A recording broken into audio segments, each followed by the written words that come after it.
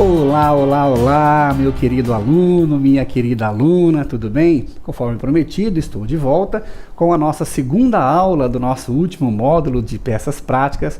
Falaremos agora sobre a nota de exigência. Nota de exigência, você faça a leitura aí do artigo 551, parágrafo único do Código de Normas da Corregedoria Geral de Justiça do Maranhão, certo? Artigo 551, parágrafo único, que você vai entender por que no Maranhão nós devemos denominar nota de exigência e não nota de devolução ou nota devolutiva que ocorrem aí em alguns estados, tranquilo? Demonstrando para o examinador que você conhece toda a terminologia do Maranhão, tranquilo?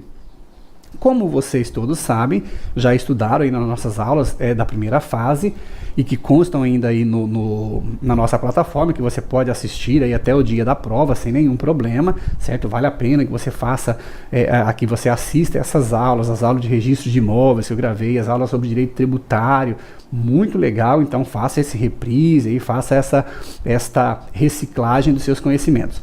Você sabe que o tabelião e o registrador, eles são regidos por um princípio que chama princípio da inércia. Alguns doutrinadores chamam de princípio da rogação. E que significa isso? Em regra, o tabelião, o oficial de registro, só podem praticar atos, né, ou informar atos, desde que sejam provocados, desde que haja um requerimento para a sua atuação. Entretanto, após este requerimento, o tabelião ele é obrigado a praticar um dos dois atos. Ou ele faz o registro ou a averbação, ou então ele se recusa por escrito. E essa recusa é denominada o quê? Nota de exigência. Nota de exigência no Maranhão, não se esqueça disso, certo?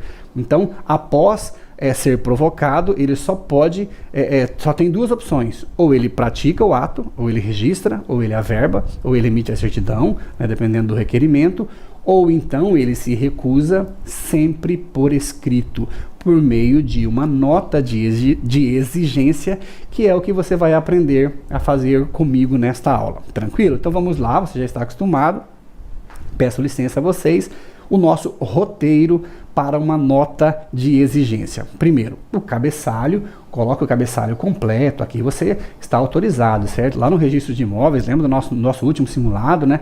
Eu coloquei muitas coisas lá para você, justamente para testar a sua capacidade de síntese.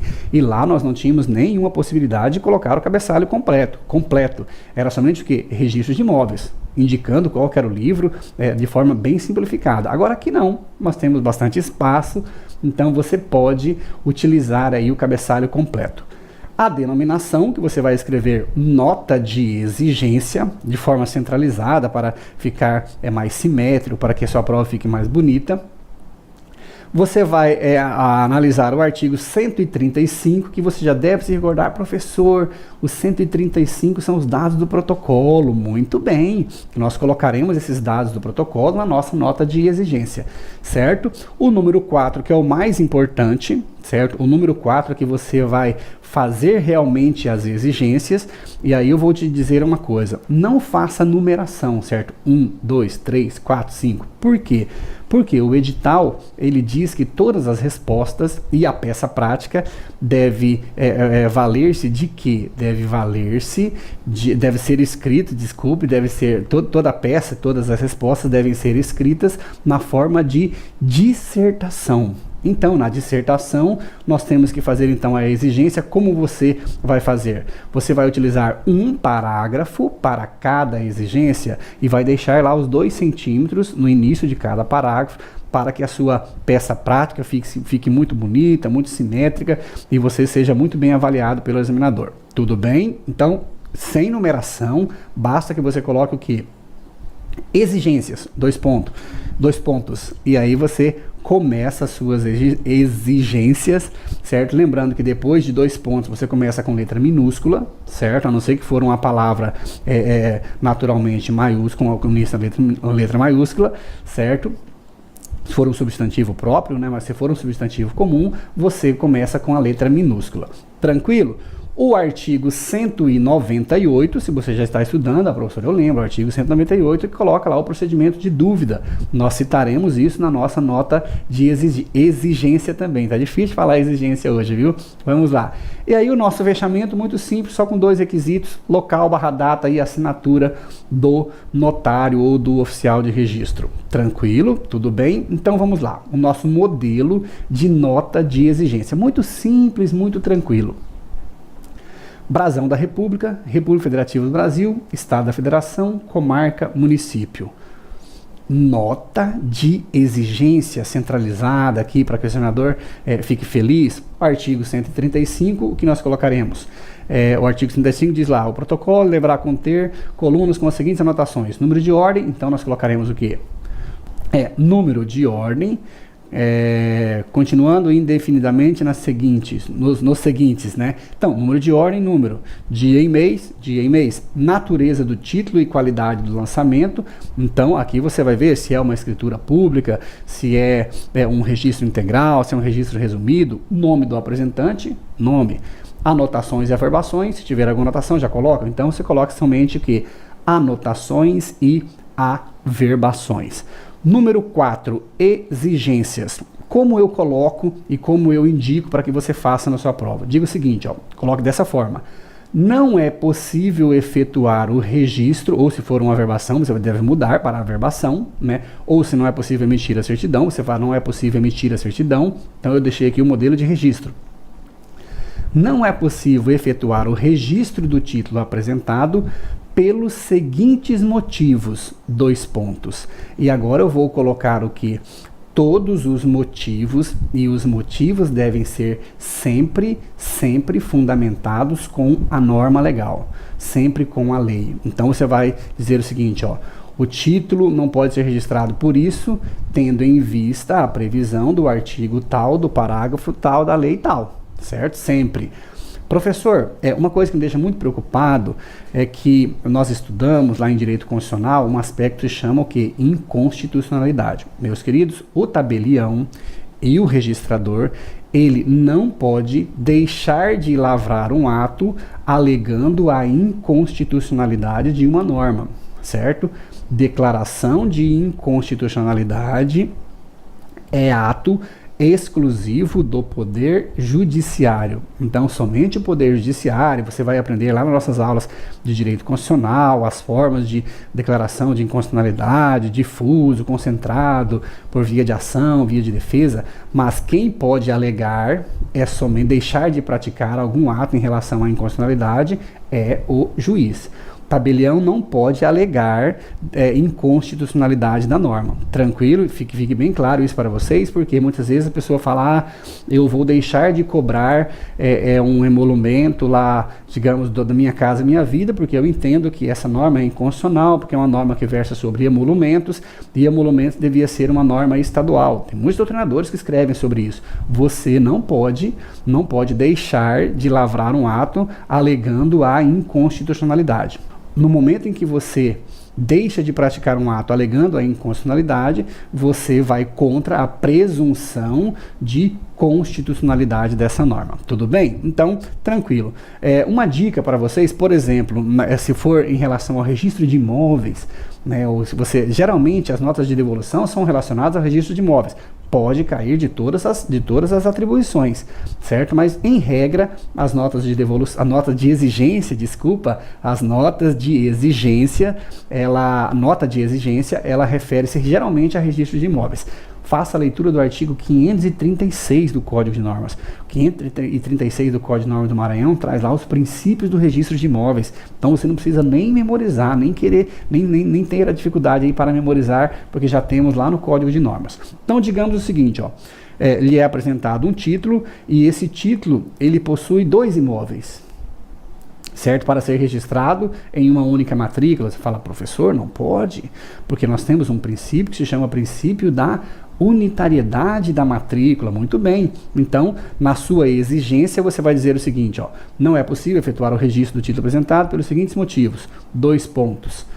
O título apresentado possui 2 imóveis que não podem ser registrados na mesma matrícula, conforme determina o artigo 176, parágrafo 1º, inciso 1º da Lei número 6015/73, que determina o quê?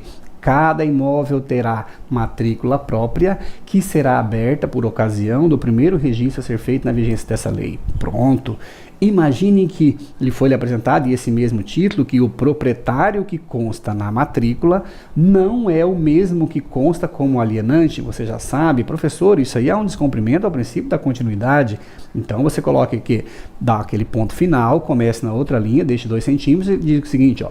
O proprietário que consta na matrícula não é o mesmo que consta como alienante no título apresentado, ou seja, há descumprimento ao princípio da continuidade do registro, conforme determina o artigo 237 da Lei número 6015/73. E aí você pode transcrever o artigo, né? Ainda que o imóvel esteja matriculado, não se fará registro que dependa da apresentação de título anterior, a fim de que se preserve a continuidade do registro. E aí você vai ter diversos exemplos. A sua maior dificuldade vai ser em encontrar todas as hipóteses para a devolução do título para a nota de exigência. Tudo bem? O número 5, o artigo 198, que você vai fazer uma paráfrase desse artigo, você diz o seguinte, ó, não se conformando o apresentante com a exigência, ou não a podendo satisfazê-la, deverá requerer a suscitação de dúvida nos termos do artigo 198 da Lei número 6015/73. Se você ainda não assistiu a minha aula sobre dúvida, assista aqui no nosso módulo, porque lá você vai entender por que quem requer a suscitação de dúvida é a parte, porque quem suscita a dúvida é o oficial, e que você vai aprender lá que esse nome dúvida é o nome mais esdrúxulo que poderiam dar para o Instituto, porque não há dúvida no requerimento de dúvida, no procedimento de dúvida, porque dúvida, ela somente ela é suscitada quando o oficial se recusa à prática de um ato, porque ele tem certeza de que esse ato não pode ser registrado, não pode ser averbado, ou seja, de que ele não pode praticar este ato em razão de uma proibição legal. Então, no procedimento de dúvida, não há dúvida, há certeza e a recusa do oficial do tabelião por meio de uma nota de exigência. Tranquilo? Local/data, assinatura do tabelião ou do oficial. E nós encerramos a nossa nota de exigência. Tudo bem, meus queridos? Tranquilo? Então, você fique como tarefa de casa, você fazer aí uma nota de exigência em relação a toda e qualquer atribuição, certo? Imagine lá que lhe peçam para registrar um nome estranho, certo? E a pessoa insista que você deve fazer este ato, esse registro dessa criança. Você vai dar uma nota de exigência dizendo que você não vai registrar porque o artigo da Lei 6015 proíbe o registro de crianças com nomes que lhe possam causar constrangimento, ou então imagine que alguém lhe peça para fazer o registro de um contrato particular para fins de efeitos em face de terceiros relacionados a um imóvel, a uma compra e venda de um imóvel no RTD, fala, não posso fazer. Como não posso fazer? Aí você vai ter o que? A sua nota de exigência. Tranquilo? A pessoa lhe apresenta um título para ser protestado, mas esse título, digamos, não está vencido, certo? Esse título não está vencido, você não pode fazer o apontamento e o protesto do título. Como eu faço essa recusa, professor? Por meio de uma nota de exigência. E aí você já tem o nosso modelo, já tem o nosso roteiro, pode fazer agora aí qualquer nota de exigência na prova do Maranhão. Tenho certeza agora que você estará muito bem se cair isso no simulado ou se cair isso na sua prova real também. Tudo bem? Meus queridos, eu volto daqui a pouquinho com a nossa última aula. Já estou com saudades de vocês, que nós falaremos sobre o recibo de emolumento. Até daqui a pouquinho.